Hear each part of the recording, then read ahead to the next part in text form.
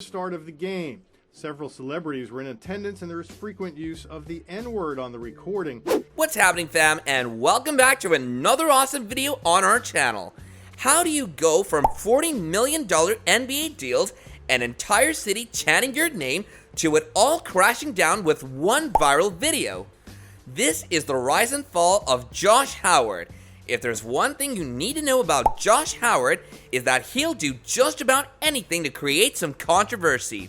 So let's talk about how this viral video ended his NBA career. Howard came into the 2003 NBA draft as a projected top 10 pick, but ended up being selected as the 29th pick by the Dallas Mavericks. Well, in an interview just a few days before the draft, Howard thought it was the perfect time to admit to the world that he was a stoner, and in 2003, America wouldn't slide this around for the teams. The NBA took this as Howard being lazy and undedicated, so the man fell all the way to the bottom of the first round. Luckily, however, this didn't kill Howard's career because Mavericks owner Mark Cuban didn't care at all about these things. Mark figured if the guy could ball, then he could help the Mavericks win.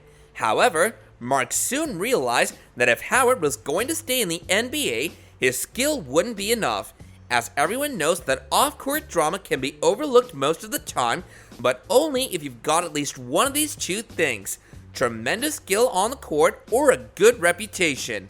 Howard's playing career got off to a fantastic start, and by his third season, he already helped carry the Mavs to the 2006 NBA Finals. Howard to the crossover, and Howard stuffs! Unfortunately, this year was a loss, but it only motivated Howard. His only goal was to win his first championship. So coming into the next season, he took his game to a new level, putting up 18.9 points per game in Dallas.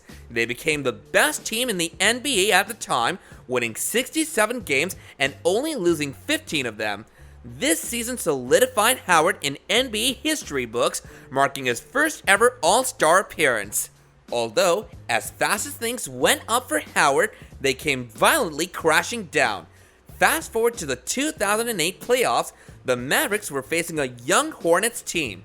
This series should have been an easy one in the first round and with Dallas's playoff experience.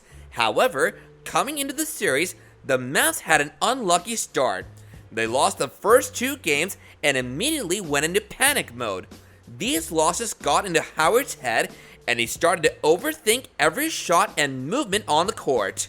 Instead of putting up his usual 20 points per night, he was only scoring 12. Remember how I said that an NBA player needs two things, as in solid on-court skills and a good reputation off the court? Well, Howard was playing like trash and his team was down 0-2 in the series. So at this point, he just needs to keep his name out of the headlines and get his confidence back on the court. But instead, he went on a radio show and made a mistake that tarnished his public image, created a media firestorm for the Mavs, and marked the beginning of his downfall. When Howard first admitted that he smoked, it was just about him, but then he brought the Mavs and the entire NBA into it. As a result, this permanently damaged Howard's public image and his relationship with his team. The media ran with the story that the Devil's Lettuce made him and the Mavs lazy and unfocused. And if that wasn't bad enough, instead of preparing for the next game, the entire Mavericks organization was stuck putting out the media frenzy that Howard started. As far as like players in the league have that problem? Yes.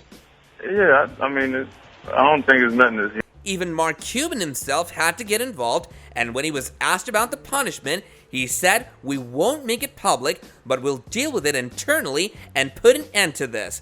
At this point though, this was Howard's first slip, so the Mavs weren't too worried. They just wrote this moment off as strike number one. They were in the middle of a huge series that needed their full attention. However, people can only give you so many chances, and Dallas would soon find out that this was just the beginning of Howard's career crashing and burning. As the series went on, the Mavs found themselves one loss away from going home. Howard decided to throw himself a massive birthday party. Yeah, With the season on the line, Howard went as far as handing out flyers to his birthday party in the locker room after they lost. At the same time, he was averaging 12 points per game. To make the situation even worse, Howard told head coach Avery Johnson to cancel practice so that everyone could come. Yep, one game away from going home. Pretty much everyone on the Maps team was pretty cheesed off when they saw this, as Howard only cared about himself. He went through with his birthday party anyways, and the Maps were knocked out of the playoffs the next game. The media blew up the story, and Maps fans immediately jumped on the bandwagon, claiming that Howard's distractions ruined their season. And as far as Mark Cuban and the organization were concerned, this was Howard's second strike in a single week. Not only did Howard's antics cost him the playoffs, but he was also playing like garbage at this point. But in another second, something shocking happened. He got arrested. A former star at Wake Forest and an NBA All-Star, and now he's back in the triad for When Howard went back to his hometown for the summer, he decided that getting in trouble with the media wasn't enough. Now it's time to mess with the police. This man was going 94 and a 55. When this news broke, fans wanted Howard's head. They demanded that he be fined by the NBA or suspended for 20 games in the next season. It's one thing to make your team lose a playoff series, but it's definitely another thing to risk innocent people's lives. I mean, this really should have been strike 3, but before the Mavericks could even react to how dangerous, stupid, and illegal this was, that fateful straw that broke the camel's back came back to life. A video of Howard went viral, and he accidentally sparked worldwide controversy. At this point, in just 3 months, Howard completely ruined his career, and this viral video was his third strike. The Mavs organization had had enough, so they traded him as soon as they could. He bounced around 3 different teams, tore his ACL twice, and went from putting up 20 points a game to only 6. Josh Howard was officially out of the NBA.